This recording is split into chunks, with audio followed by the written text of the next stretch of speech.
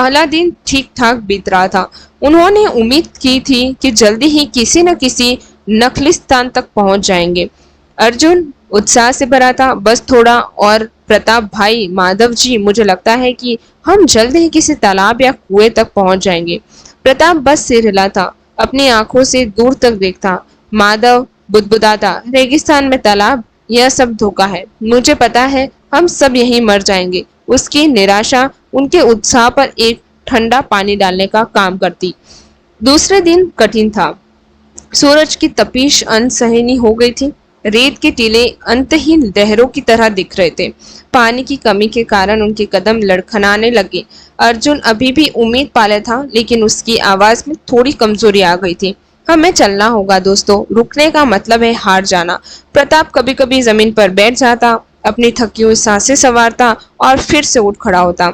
माधव अब शिकायत के बजाय बस आहें भर रहा था। उसकी निराशा ने उसे बोलने की शक्ति भी छीन ली थी। तीसरे दिन नरक के समान था। उनके शरीर से पानी का अंतिम अंश भी निकला चुका था। आंखों के सामने धुंधलका छाने लगा, मति भ्रम होने लगा और अर्जुन के पैरों में छाले पड़ गए थे। लेकिन उसने उन्हें अनदेखा कर दिया। वह जानता था कि अगर वे रुके तो सब खत्म हो जाएगा। उसकी युवा ऊर्जा की एकमात्र बची हुई चिंगारी थी। प्रताप अपने वर्षों के अनुभव के बावजूद महसूस कर रहा था कि उसकी ताकत चुक रही है। उसने अर्जुन से कहा, बेटा, अब वह बहुत मुश्किल है, मुझे नहीं पता हम कब तक चल पाएंगे। माधव अब बस जमीन पर गिर जाने की तैयारी बैठा था। वह अक्सर लड़खड़ा था और गिरते गिरते बचता। उसकी आंखों में मृत्यु का भय स्पष्ट दिखाई दे रहा था। वह कभी कभी फुसफुसाता, यह मेरी नियति थी, इस रेगिस्तान में मरना। रातें ठंडी होती थी, लेकिन वह ठंडक उनकी प्यास को और बढ़ा देती थी। वे अपने बदन को रेत में दबाकर सोते, लेकिन नींद भी उन्हें सुकून नहीं देती थी। हर सपने में पानी की धार और ठंडे झरने दिखाई देते और आंख धुलने पर और भी निराश कर देती। चौथे दिन सुबह सूरज का उदय एक अग्नि घोले जैसा लग रहा था। उनकी बची हुई हिम्मत भी अब जबान दे रही थी। वे बस यत्र वत्र चल रहे थे। हर कदम उठाने के लिए एक भयंकर मानसिक संघर्ष करना पड़ रहा था। अर्जुन को आमतौर पर सबसे आगे चलता था, अब पीछे रह गया था। उसकी आंखों में अब वह पहले वाली चमक नहीं थी, लेकिन उसने अभी भी आशा नहीं छोड़ी थी। वह जानता था कि एक आखिरी कोशिश अभी भी बाकी है। और फिर दूर क्षितिज पर अर्जुन की आंखों ने एक धुंधली छवि देखी। पहले उसे लगा कि यह कोई मति भ्रम है, जैसा कि रेगिस्तान में अक्सर होता है। उसने अपनी आंखों को रगड़ा और फिर से देखा। हाँ, वह एक खजूर का पेड़ था, अकेला लेकिन विशाल, और रेगिस्तान के धोखेबाज विस्तार में एक जीवन का प्रतीक।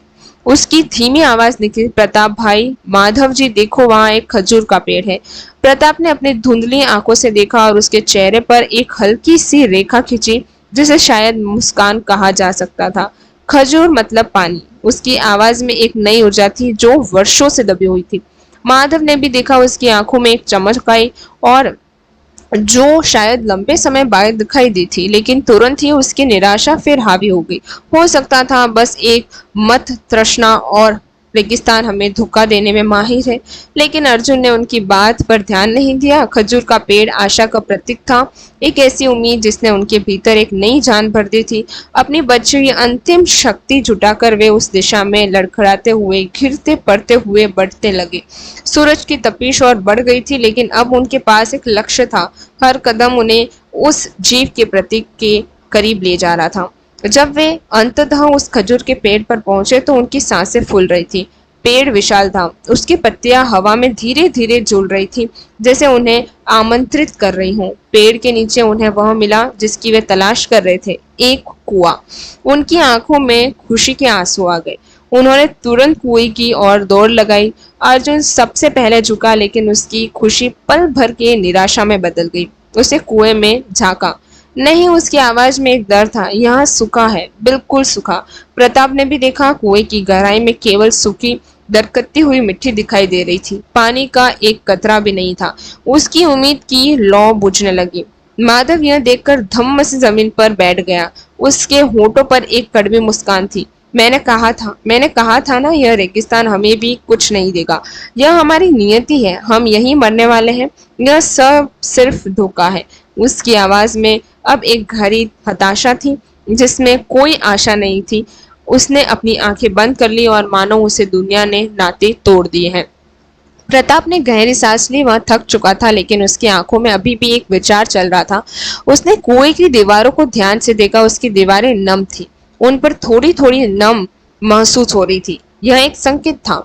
अर्जुन भी निराश था लेकिन माधव की बातों ने उससे गुस्सा दिला दिया। उसने मिट्टी भींची। नहीं, हम हार नहीं मान सकते। अगर यहाँ नमी है तो मतलब है कि पानी यही कहीं है, बस थोड़ा और नीचे हो सकता है। माधव ने आंखें खोली और उपहास करते हुए बोला, थोड़ा और नीचे कैसे खोदोगे? तुम्हारे पास फावड़ा है क्या? तुम्हारे पास सिर्फ हाथ खाली? यह पागलपन है। अपनी बची हुई औजार को बर्बाद मत करो।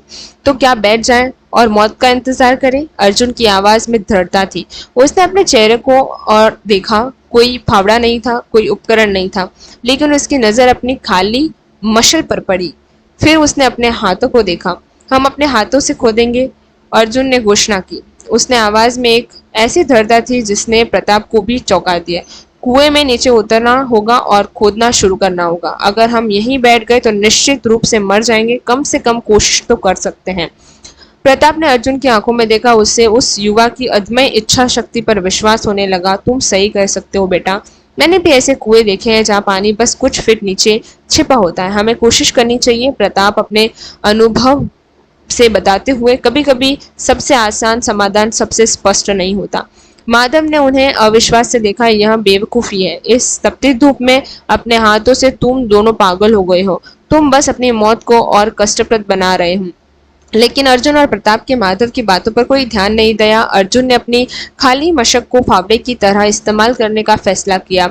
उसने अपनी पगड़ी खोली, उसने मजबूती से बांधा और कुएं में उतरने लगा। प्रताप ने भी एक भारी पत्थर उठाया और उसे कुएं में गिराया ताकि यह अंदाजा लगा जा सके कि तलहटी कितनी गहरी थी। फिर वह भी धीरे धीरे नीचे उतरा अर्जुन के साथ। कुएं की तलहटी में अंधेरा और घुटन थी, वहां गर्म थी और धूल भरी थी। उन्होंने अपनी खाली मशाओं और हाथों से खुदाई शुरू की।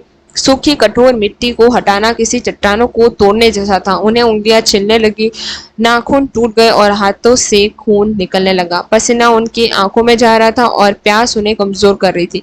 माधव ऊपर से देख रहा था। वह बीच बीच में चिल्लाता, छोड़ दो, अब नहीं होगा, तुम बस अपनी जान गंवा रहे हो। उसी नकारात्मकता की वजह से एक जहरीले तीर की तरह थी, लेकिन अर्जुन और प्रताप ने उससे अनसुना कर दिया। वे जानते थे कि उनकी लड़ाई केवल मिट्टी से नहीं बल्कि अपने भीतर की निराशा से भी थी। घंटे बीतते गए। सूरज सिर पे ऊपर चढ़ा और फिर पश्चिम और ढलने लगा। उनकी सांसें फूल रही थी और शरीर में कोई शक्ति नहीं बची थी। हर बार जब अर्जुन अपनी मिट्टी में सूखी मिट्टी उठाता तो उसे लगता कि यह सब व्यर्थ है, लेकिन फिर उसे प्रताप का शांत दृढ़ चेहरा दिखाई देता और वह फिर से हिम्मत जुटा लेता। प्रताप अपनी पुरानी ताकत और अनुभवों से जानता था कि ऐसी स्थिति में धैर्य ही सबसे बड़ा हथियार है। जब सूरज पश्चिम में डूब गया और रेगिस्तान में ठंडी हवा चलने लगी, तभी खोदते रहे। माधव ऊपर से आवाज दे रहा था। उसने रोकने के लिए कहा, लेकिन उसकी आवाज अब कमजोर पड़ गई थी। अर्जुन और प्रताप की थोड़ी देर आराम किया, एक दूसरे के कंधे पर सिर रखकर बिना बोले, एक दूसरे को हिम्मत देते हुए। तारों भरी रेगिस्तान की रात में उन्हें लगा कि ब्रह्मांड में अकेले हैं, लेकिन उनके भीतर एक अजीब सी शांति थी क्योंकि वे कोशिश कर रहे थे। सुबह होते ही वे फिर से काम पे लगे। उनके हाथ सूज गए थे और दर्द कर रहे थे। उनकी प्यास अब असहनीय हो चुकी थी। वे लगभग अपनी चेतना खोने लगे थे। तभी अर्जुन का हाथ एक जगह पर अटका। यह मिट्टी नहीं बल्कि कुछ और था। उसने और जोर लगाया। उसकी मिट्टी से कुछ गीली ठंडी मिट्टी आई। उसकी आंखों में एक नई चमक आई। प्रताप भाई, यहाँ यहाँ नमी है। प्रताप ने तुरंत अपने हाथ वहां लगाया। हाँ, मिट्टी सचमुच गीली है। और जैसे जैसे वे खोदते गए, मिट्टी और नम होती गई। उनकी आंखों में उम्मीद की एक नई किरण जगी। उन्होंने अपनी अंतिम शक्ति लगाई। यहाँ बार बार जब वे एक फावड़ा मिट्टी हटाया तो उन्हें लगा कि पानी बस 1 इंच दूर है। फिर अचानक एक छोटी सी पतली सी पानी की धार मिट्टी से फूटी। पहले यह सिर्फ एक बूंद थी, फिर यह पतली सी रेखा और फिर धीरे धीरे वह एक छोटी सी जलधारा से बदल गई। कुएं की तलहटी में धीरे धीरे पानी जमा होने लगा और वह ठंडा और साफ था। अर्जुन और प्रताप ने एक दूसरे की ओर देखा। उनकी आंखों में खुशी और आशा थे। रेगिस्तान की रेत को धो रहे थे। वे एक दूसरे से लिपट गए, बिना कुछ कहे, बस अपनी खुशी और जीत को महसूस करते हुए। यह केवल पानी नहीं था, यह आशा थी, यह लगन का फल था, यह विश्वास था हार नहीं मानने का। माधव जो ऊपर से देख रहा था, यह देखकर स्तंभ रह गया। उसकी आंखें खुली की खुली रह गई। उसने अपनी जिंदगी में इतनी बड़ी कोशिश और इतना बड़ा परिणाम कभी नहीं देखा था। वह धीरे धीरे कुएं के किनारे आया और उसने देखा कि कुआं सचमुच पानी से भर रहा था। अर्जुन और प्रताप कुएं से बाहर आए। उसने कपड़े मिट्टी से सने हुए थे, उनके हाथ घायल थे, लेकिन उनके चेहरे पर एक ऐसी चमक थी दुनिया की जो खजाना से बढ़कर थी। उन्होंने माधव की ओर देखा। माधव की आंखों में शर्मिंदा थी, लेकिन साफ भी गहरी कृतज्ञता की थी। उसकी आवाज लड़खड़ा रही थी, मैं माफी चाहता हूँ। मैं तुम लोगों को रोक रहा था। मुझे लगा कि यह सब व्यर्थ है। मैंने कभी नहीं सोचा था कि ऐसा भी हो सकता है। अर्जुन ने मुस्कुराते हुए कहा, माधव जी, यह सिर्फ पानी नहीं है, इस बात का सबूत है कि जब हम कोशिश करते रहते हैं तब तक कोई भी चीज असंभव नहीं होती। प्रताप ने धीरे से कहा, तुमने हमें कमजोर करने की कोशिश की माधव, लेकिन तुम्हारा नकारात्मक हमें मजबूत बनाते गए। यह हमें दिखाता है कि हमारे बाहरी आवाज पर नहीं बल्कि अपने भीतर की आवाज पर भरोसा करना चाहिए। तीनों ने भरकर पानी पिया, जी भरकर, और वह पानी किसी अमृत से कम नहीं था। उसकी ताजगी ने उनके शरीर को, आत्मा दोनों को नया जीवन दिया। उन्होंने अपनी मशक भरे अपने प्यास बुझाई और रेगिस्तान की तपती धूप में भी उन्हें अब जीवन की नई ऊर्जा महसूस हुई। माधव ने इस घटना से एक गहरा सबक सीखा। अपनी पुरानी निराशवादी सोच को त्यागने का संकल्प लिया। उसने महसूस किया कि उसकी नकारात्मकता ने उसे कितना कुछ खोने दिया था। उसने अर्जुन और प्रताप को धन्यवाद दिया, जिन्होंने उसे सिर्फ पानी ही नहीं बल्कि जीवन के प्रति एक दृष्टिकोण भी दिया।